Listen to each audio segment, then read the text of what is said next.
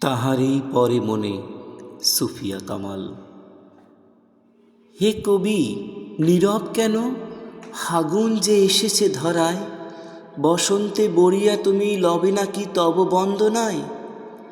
কহিল সে স্নিগ্ধ আখি তুলি, দক্ষিণ দুয়ার গেছে খুলি। বাতাবি নেবুর ফুল ফুটেছে কি?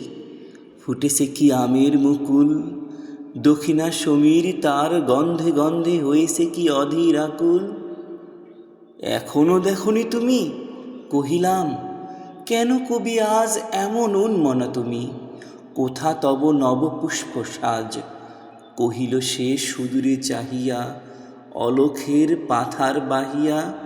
তরি তার এসেছে কি?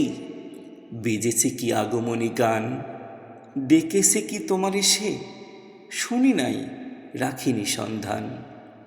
কহিলাম, ওগো কবি, রচিয়া লহনা আজও গীতি। বসন্ত বন্দনা তব কণ্ঠে শুনি এ মোর মিনতি। কহিল সে মৃদু মধুর স্বরে, নাই হলো না হোক এবারে আমারে গাহিতে গান। বসন্তরে আনিতে ধরিয়া রহেনি সে ভোলেনি তো, এসেছে তো ফাগুন সরিয়া।